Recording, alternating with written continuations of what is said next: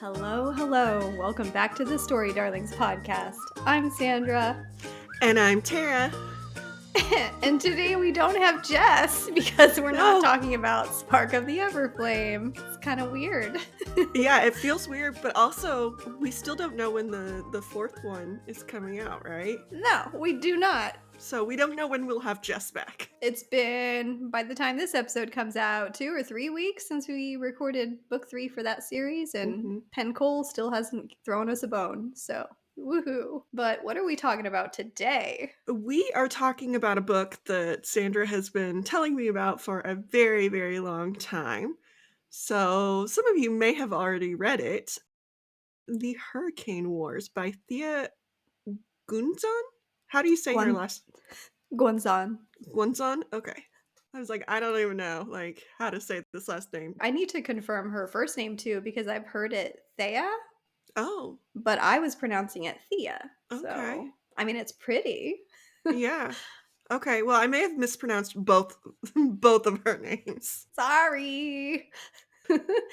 So this book came out last year, and that's when it came onto my radar because I had received an advance copy from HarperCollins. And you know me, like I'm half Filipino, and this was the first time I'd read a fantasy, like an Asian inspired fantasy written by a Filipino author. So I was super excited. And so for me, it was really fun reading the book and just picking up on a lot of the Filipino culture type of things, whether it was like the kind of creatures in the jungle, this very tropical, humid jungle, or the way that clothing and even cosmetics, because like in Filipino culture, women love like doing their makeup and just lots of colors and elaborate decorations and things like that. And the culture is so centered on family and food. So that was a joy for me to find in the book. They're also very islandy and archipelagos and all of those things, which puts you into like the Filipino islands as well. I will say the world building was super heavy because when I read this the first time, there was no audiobook out, right? So you really have to hang in there and get through so much description and just setting stuff. I am going to tell on myself. I knew I was not going to get through this book in the time frame that I had.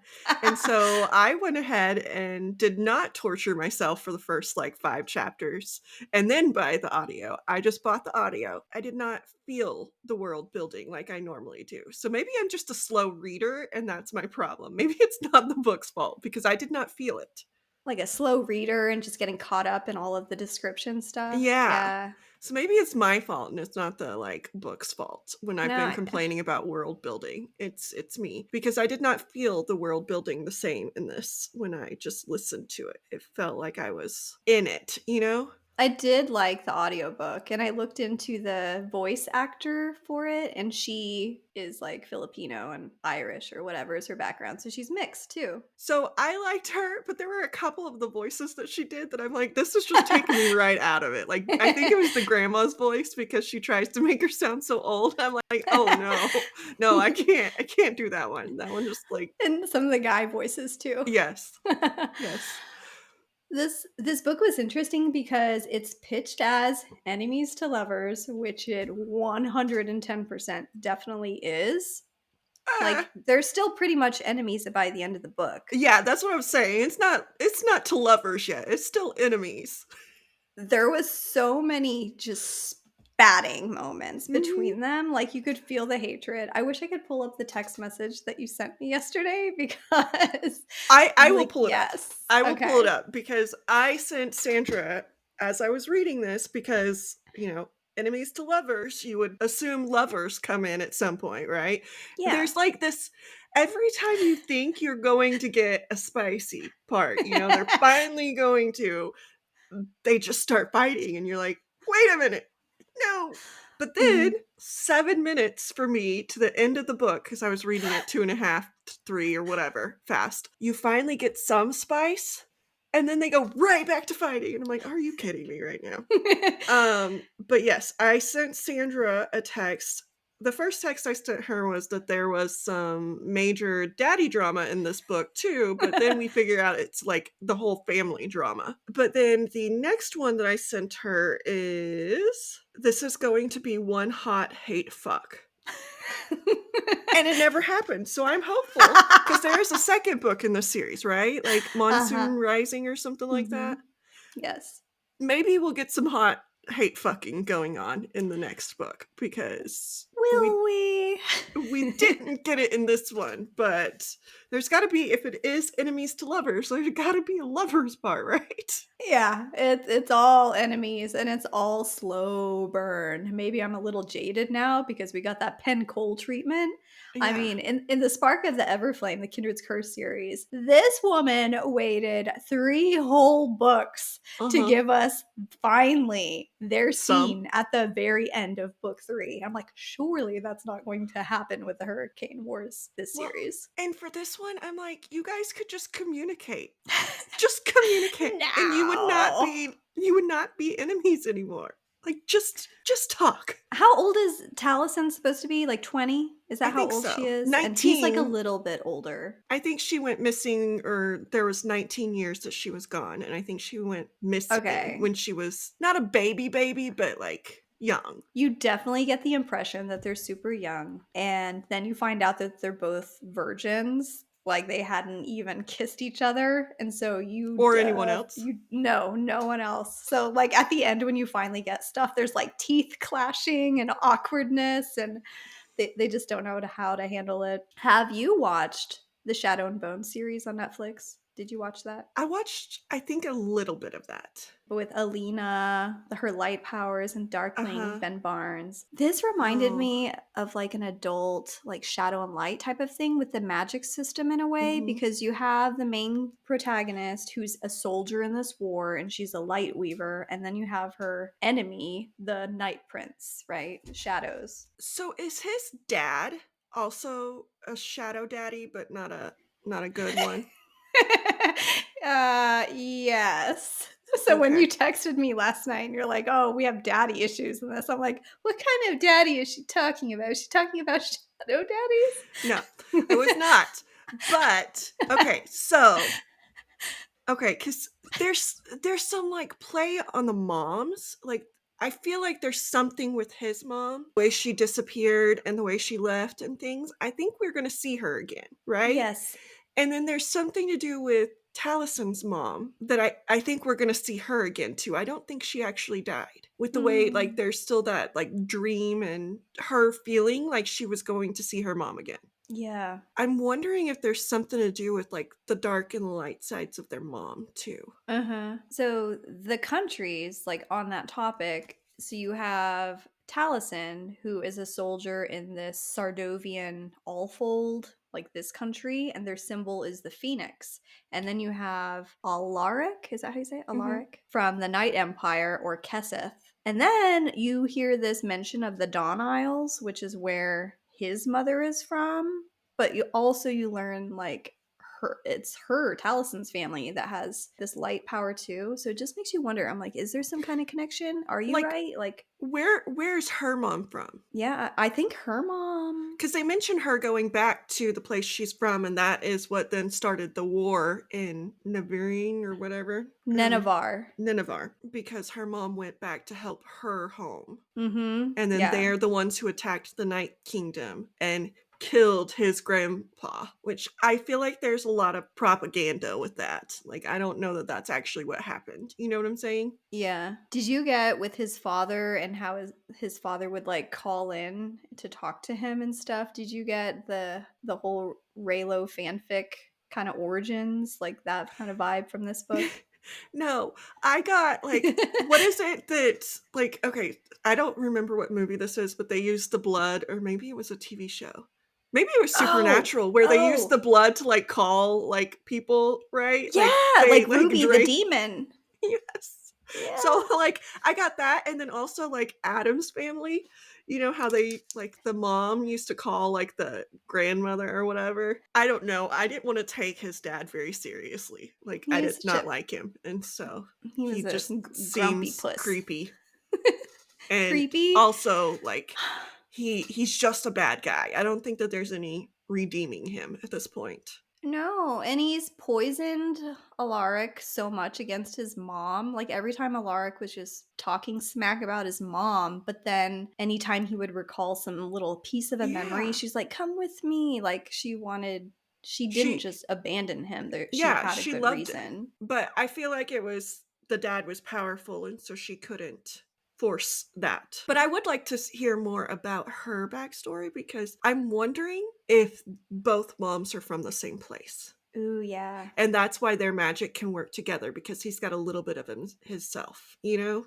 Yeah. I almost said sisters, but then I was like, wait, no, no, we can't go down that path. They can't be related. I think you have something there though, because if they are both from the Dawn Isle, because Mhm. Dawn is this liminal period of Mhm. time, right, between shadow and light, and that would explain this relationship of their power together. And even the magic system in this book, I mean, it was so complicated. I had a hard Mhm. time wrapping my head around this whole aethermancy type of thing, but they Yeah. talk about like this in between dimension and things like that. So it's like, maybe there is something to this Dawn Isle. When I was reading, I was trying to make a little list of things that were like Philippine influence because Mhm. this empire or this island of Nenevar, that is the Philippines. Mhm. It talks about these cute little tiny monkeys with like golden eyes and stuff, and those are native to the Philippines too. So you have to take me to the Philippines so I can see the little monkeys because, like, You would be those were like, great. yes, so many little monkeys and the humidity though. I'm like, ugh. But there was this scene where she had this whole long scene about them eating pudding. So like the little man that had the bamboo pole across his shoulders with these pails. The last time I was with the Philippines with my mom, every day there would be like a someone from like the market who bakes bread or makes taho is what this pudding is called. So they'll like come around the neighborhood carrying these pails and you can buy some for, a few pesos, whatever. And there's different flavors too. There's like a caramel type, strawberry type, like there's like all kinds. So I got a lot of joy in reading that on page because she never said it was Tahoe, but it's like you put it together that that's what it is. But there's so many things like the dragons, the seven moons, like this is all like Philippine folklore, like pre-Spain influence type of thing. And even the grandmother's name, Urduja, that's like a warrior princess from like the early 1300s or something like that. And it was cool kind of reading that, right? Yeah, that's Yeah. awesome. That's like your mythology where I keep pointing out the mythology vibes and things. It makes me Yeah. feel more connected to the story that it's something that I'm connected Yeah. to. I like So that. I might be a little biased, but we can jump into spoilers now. I think we've kind of given the gist of it. I mean, essentially, it's Keseth, this shadow empire that's at war with the Sardovian. What is it? The Sardovian Allfold. We don't really get a reason why, so much so that the Night Kingdom or Empire or whatever was attacked at one point, and that is where Talison's mom comes in, Yeah. right? And they were attacked, and the grandpa, who was the emperor at the time, Alaric's grandpa, was killed. From what I'm gathering, that then started the Hurricane Wars. Hmm. But I don't understand fully how the Sardovian ones come in because that was Nineveh and the Day Court, which are zero Sardovian. So, like, why are they so against the Sardovians? I don't know. I don't know if it really went into that. No, I don't think so. Unless, like, the Sardovians just sided with those two and now they're the lone holdout Or or maybe, as something. you said, they have some strong connection to this light power. Is it Yeah. really just this petty personal agenda that Or, and this might be reaching, this might be clowning a little bit. You can tell I'm a Taylor Swift fan. Or Alaric's dad knew who was holding the princess of Nineveh and the reason he was attacked. Because she went to Sardovia, right? Or however you say that name, right? That's where her mom took her to keep her safe and put her on the steps of like the orphanage, right? And left her there. So maybe his dad knew that the new ruler of the country that started everything was in Sardovia. And so he wanted her, and that's the reason he was attacking it. maybe? I guess we'll find out in the next book. He's got her married to his son, so he's good, and he's gonna take away her powers. I did enjoy your comment to me about suffering, where he's trying to get Alaric and Taliesin on good terms, and he's like, "Maybe just be nice to her. Oh, there's a Maybe." novel idea. Um, and maybe she'll be nice to you if you're nice to her. And so he tries it, and she is. And he's like, "Well, maybe he's a genius." I'm like, "Really? That's your level of genius? Like, maybe be nice to her and she'll be nice to you?" Yeah, I did enjoy that part. Alaric was so just precious at certain parts of this book. He just You really can had tell to he was find very a clue. sheltered. Yeah. He was very much like us. This is like us in college. Like, we Yeah. don't know what's going on, right? These people exist. We were them. Yeah, and so I feel very connected to Alaric and Taliesin. Mhm. Mhm. Although I was not a I don't wanna say closet princess, but closet princess. Like, I did not find out that I was a princess of some country. That was my bad. I wish. Tara definitely had a princess complex. I did. I wanted to be a princess so bad. And now Harry and Will are both taken. God. You were obsessed. Yeah. But speaking of like comedic parts, there was such a friction between the two of them. Even during the wedding, I was just laughing so much because you get two POVs, which is really interesting in this book. So you do get both Taliesin and Alaric. And it's so funny just being in each other's head when like her walking down the aisle and then you see like the really just snarky comments that they're thinking. Well, it's like you get 4 POVs. So you get the one where they're trying to do their duties, so they're being very snarky to each other, right? And then you get the one where they're falling in love and you can tell that they actually like each other. And so it feels like they're two different people when they realize Yeah. that they are falling or that they have, ventured off of their enemies' Uh-huh. Uh-huh. plan, and then they Yeah. flip their switch. Tara makes a good point. Getting the two POVs is like four with their kind of schizo thing happening. Mhm. But that's also where you get to discover that they do have some common ground if they would just talk. But it's also satisfying whenever he makes comments like, "You beautiful little idiot." Things like Yes. that. Oh, just so grumpy. And then she's like, "Don't ever call me that again." He's like, "But you are small, and you are beautiful, and you are an idiot." Uh-huh. Uh-huh. He's like, "It's true." But I mean, the end scene when you brought up them finally having like they didn't have a consummation so much as second base, whatever you want to call it, their wedding night. And I like how right after it, she's like, "You're sleeping on the floor," and goes to the bathroom to clean up. Just kicks Yes, him like, out. that's her schizo moment. She's like, "Oh, I like you. Wait a minute, I'm not allowed to like you. Sleep on the damn floor." And it's like, that was a shift. She's like, "I don't know what happened. This poor guy is so confused and has no idea how to act." But he does it too. But it's like, does he do it because she does it to him first, though? Because I feel like if she would just let it be, he would be Yeah, like, but there are "Okay." some times that he does, like, especially when he talked to his dad for the first time on the island, and his dad basically told him that she would never feel the same way about him, and he Yeah, shifts completely because he lets yeah. it get into his head that she wouldn't, and at that time, she was feeling closer to him, and then he completely shifts, and so then she backs off. I didn't know how I felt about the dad just going ahead and making Alaric the Night Emperor, right? Because that could be the dumbest decision ever on his part, or he just is so confident that he has his son brainwashed that he's just not even worried about it. But he does. I'm hopeful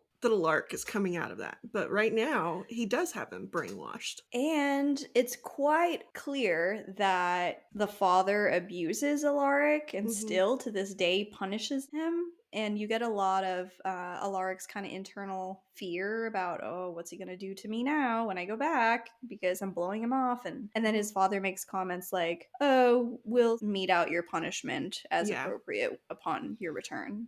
And Yeah. so at the end of the book, we're left on a giant cliffhanger because he has to go back to the Shadow Empire, leaving her there. But she, in 2 weeks, will go to the Shadow Empire to be coronated as the Night Queen or Empress. Empress, whatever. But it's like in the meantime, I'm like, please don't do anything to our boy. Like, please don't hurt him. I mean, he is, but I'm a lot of times that is the wake up call that he will need to realize that he needs to take his own power. And like you said, the dad gave him the power. Yeah. He's just got to be willing to use it against his dad. And that is where that brainwashing comes in. How is Alaric gonna do this now with this Saruman bird that nullifies the magic and stuff at the very end scene, you know? Yeah, but there were spots where he got it back on the island, right? Even with the birds being around, like they take it away until they get used to it, kind of thing. Because she Yeah. had her magic and he also had his magic towards the end of the first time there. They kind of got used to being around the birds. Unless the birds just went away for some reason. But they got their powers back. So I just don't want anything maybe bad to it's happen. maybe it's them being together that can. Another thing I liked about this book is when we meet Taliesin, she's already aware that she has light power and has been training with it, you know, because I feel like in so many fantasy books, they have no idea that they had any kind of magic and then they start from ground zero not doing anything. Yeah, I feel like even books written by women are still slightly patriarchal, where the Yes. woman has to be the like Unintentionally, but yeah. stupid, Oh, totally oblivious. damsel in distress for the man to save up until she figures out she doesn't have to be, like, but Mhm, why can't mhm. we just not be a damsel in distress? In this book, you kind of get the impression that Taliesin is going to embrace this Night Empress. Like, oh, I'm married to him now, and that means I am the Empress, and I do have say in things. So maybe Hmm. she will wield that power. Well, and she already like stood up to her grandmother Uh huh. and said, "No, actually, I'm more powerful than you are because not only am I your heir, and you need me because you don't have any other heirs, Mm right? hmm. But I'm also the Night Empress. So, Yes. bitch, please." Bitch. I did like how Nenevar, everything is through the woman's line, Hmm. regardless, right? Even if she's the outsider, everything is through the matriarch Is line. that culture in the Philippines? They're more matriarchal, aren't they? Oh, yeah, like my mom, she's like a Yeah. matriarch. Mhm. Yeah. Yeah. And so maybe that's why we see less of the damsel in distress and more of the I know who I am from the Mhm. beginning. In this, maybe it's because of the culture that the writer is from. I'll be interested to see how things are portrayed and changed, like, in the second book, given the marriage and new titles and everything like that. Maybe they'll be a little bit spicier. Less of a slow burn, more lovers, less enemies. We'll Yeah. see. I don't think we're going to get that right away. You don't think so? No. I think we're going to have some separation time and a lot happening in that separation time. That's like my least favorite thing is the separation time. Well, I think for him, I think there's going to be some growing and some learning that his dad's not all that and probably murdered his mom if she's not still alive. Like his mom never left, his dad murdered her. Yeah, because there are rumors, right? Which would then hopefully make him less likely to follow his dad because his Mhm. dad didn't give a shit about him. I think there's going to be some growing on Alaric's part. We just said most books, it's the growing that the women have to do and own their own. I think Alaric is the one who's going to have to grow and own his own for him to be a true equal to Taliesin. That's refreshing. Uh huh. I didn't look at it through that lens. I like that. I also see when they are united that he is going to. I mean, obviously, they're going to have to work together, right? After he sees whatever Mm-hmm. his punishment he gets from his father, and when his eyes are open to him, they're going to have to partner together to get through it. I think when they can be true equals and they feel like they are to each other, Mm they can then like shed everything that they've been hiding from each other. And I think if he does find her friend, I couldn't figure out the name of her friend, like Kato or something like that. hmm. Kata? Kata. Oh, yeah, the pregnant one? If he finds her and he gets her to safety, I think that will go a long way to building that Mm trust hmm. with her. He I I better. I feel like that would also be very comical because I can just picture Kata thinking he's kidnapping her, trying to save her, and like the utter like shit show that he's gonna have to go to through to like basically kidnap this girl to take her back to Taliesin. I do wonder about the army that's hidden on the storm's, what is it? The storm's eye or Mhm. whatever that island is, because it wasn't a grandma that was like, "We're not going to hide them forever. They need to leave." And yeah, and I she was like, called "Where her are they out on supposed that, to and she's go?" like, "No, you promised me you would as long as I did what I was supposed to do. I'm doing what I'm supposed to do." So, she called her on, "You need me more than I need you right now." Maybe she'll just die. She's got to die, right? She's She'll old. probably die. Yeah, they're building it up. I don't know how she'll die. Old Maybe age, there's like an hopefully. assassin or something. Who is the dude who, like, it seemed like he was a friend of Talison's, but who did a duel with a lark? Oh, Siraquel, Mhm. Okay, I so did think. I miss that he was a friend of hers or something? Was he a friend or like a distant relative or something like I don't that? I missed it, whatever it was, because he seemed very close to her afterwards, Uh-huh. because he was trying to, for a lack of a better word, like, protect her honor and make it to where she Yeah. didn't have to marry him, and then they had, like, a friendly conversation after it, Yeah. and he took her to the aisle and stuff, so I'm like, "Wait, how does she know him?" I I thought he missed the was like whole an meeting. extended family member or something. I don't know. Maybe he was a friend. I feel like she doesn't really have that many friends apart from Kata, you know? I mean, Mhm. she has like her handmaiden, Gia, but But all even Gia that's, like does, she's always just like trying to push Alaric and Taliesin mhm. together and just like kind She's of a like, "You'll be gossip happy." mill. She's like, "Here, you have to wear this lingerie that's like covering only your naughty bits. That's it. Have fun." One thing that we haven't talked about yet is the void fell. I kept picturing, like in Shadow and Bone, you had the shadow fold that was literal Mhm. darkness over the land that was just kind of devouring everything living, whether it was plant life, animals, people, whatever. So that's kind of like how I kept picturing it. Okay, what I pictured is different, and it's gonna sound stupid. I'm Oh sorry. god. But, Brace like, yourself. it felt like it was, like, something that just, like, kinda went off and then came back in, like, and it killed, right? Like, it wasn't something that was there all the time. Like a flare of some. Yeah, and so I picture, what is it? Which video game is it that there's, like, that circle that, like, keeps going in, and if you're caught outside of it, you die? Fortnite, maybe? I don't know. My son plays it, so it has to be one of those.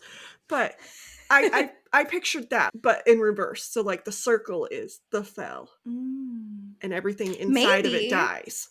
I was And picturing something more permanent. like, the grandma said that it could eat up everything. I pictured it like a kind of bomb going off, that Yeah. everything in its path would be destroyed, and she kept saying, like, "We, save up and we store our resources for when this happens." Oh. And so that when it gets the land, whatever land it is, that they still have resources that they can use, and she's like, "But this one is going to be a lot bigger than it has been in the past." This one is supposed to go off like in 4 months or something, right? Mhm. And isn't its main area gonna be Keseth, the Shadow Empire? Well, it's going to include it, It's gonna yes. have that.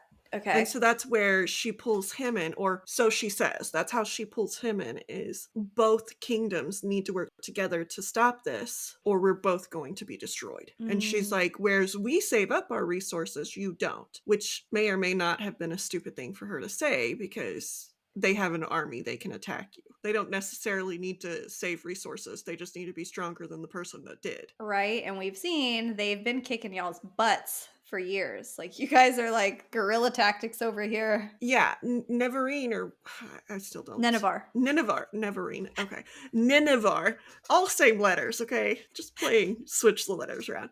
Nineveh has been out of the war since Talison's mom started it. That's funny. Um, Oopsie. so they've been kind of like Switzerland. Very, a little isolationist, right? Yeah. Yeah, they're Yeah. like, "We're not a part of Secretive. this. Go do what you wanna do, but we're not part." I don't know how much of what the grandma says is actual truth. Oh, yeah, I I feel feel like like she has a everyone. lot of manipulation going on, even of her granddaughter, and her granddaughter keeps calling her, and she's like, "Well, I'm going to continue to do it because that's what I think is best for my kingdom." And it's like, "Oh my god." Uh-huh. So I don't know what's actual manipulation on her grandma's part, or what's truth coming out of her mouth. I feel like we're just gonna keep getting revisionist history from each major, political head of each country until either Alaric or Taliesin open up those memories of what Yeah, actually went happened. down. Hmm. Because I don't fully think that Talison's mom did what they say she did. And I don't think that the Night Kingdom is attacking for the reasons that they say that they are. And I don't think that the grandma is doing things for the reasons she says she is. What if it was Alaric's mom who killed her father-in-law, and That that's why she sounds had to more like run? it, and that's why dad killed her. But we don't know if the father-in-law was good or bad. Like, I can't get a sense of, did he start the bullshit that's going on, or was that just the Maybe. dad? Ooh. Because maybe he was doing bad things. Maybe he was a part of the punishments of Alaric, and she killed him because of that. He took it too far, and she was like, "Nope, not gonna allow this." Maybe that's gonna be some of his memories, is that it wasn't happy, and his mom protected him the best she could. Didn't Alaric keep thinking that he hated his mom and had so much resentment about her because until all the stuff with her happened, that's when his father changed. Like his father was very different until whatever happened and the mom left and stuff. And that's why he has so much resentment toward his mom. I think he had a different life before his Mm. mom left. I think he had a more happy life, and I don't think he is pinpointing the memories very well as to what made that a happy life. I think he just remembers being happy before she left, and then after she left, he was not.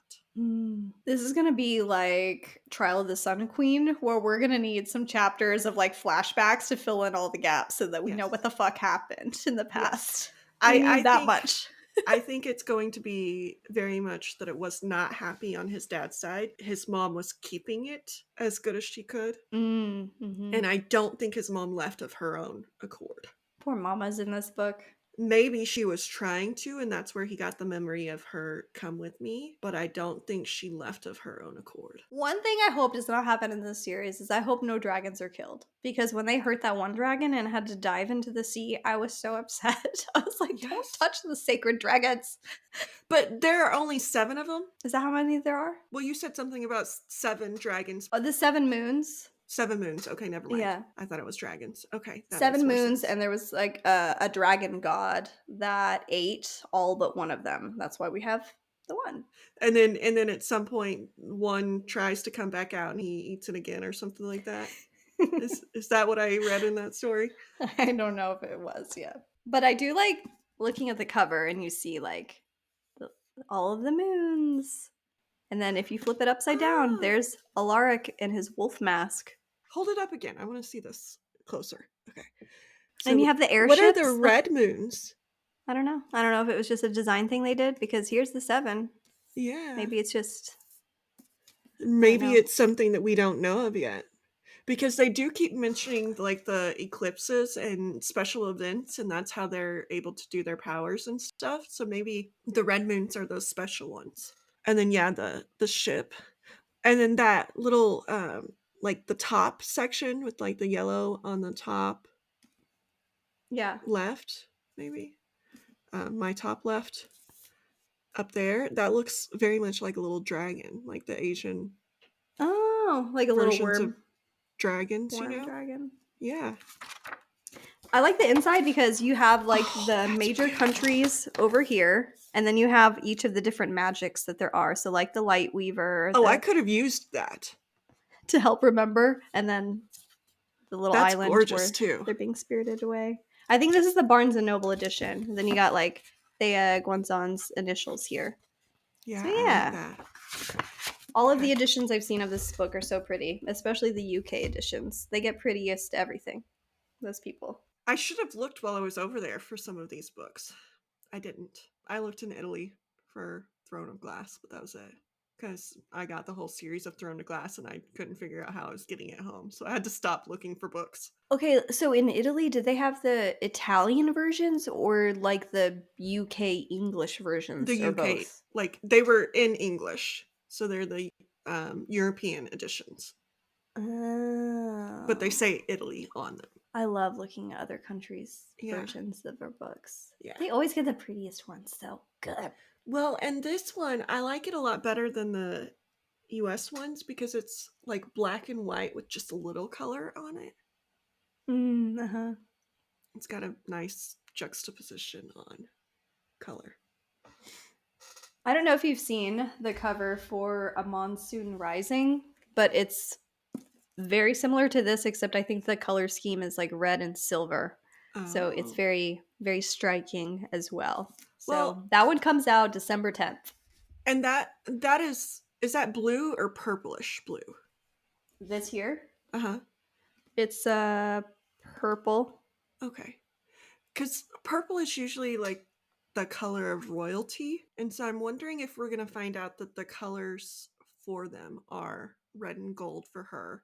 Because wasn't there a scene where, oh no, that was a different thing that I was reading, where only certain people can wear gold? Yeah, and didn't she have like her eyes are brown, but she has like a little smidge of Gold. gold in Hmm. them And and his are like chestnut silver. hair. Yes, yes. Ooh, look at Tara. She's a detective over here. So I'm wondering if those colors are going to play something. Again, I'm clowning all over the place. This might not be anything, but I'm looking into everything because I know nothing at this point. And if you know nothing about me, it should be that I don't like not knowing things. And so I will try and figure out an answer to everything. Tara likes to play detective. Uh huh. That damn Taylor Swift effect. Any last words about the Hurricane Wars before we kind of give a preview of what's to come next week? No, I just think we're going to find out a lot. Hopefully, we're going to Hopefully. see, hopefully, we're going to see some of that lovers because I'm ready. Like, I Way really more. like Alaric.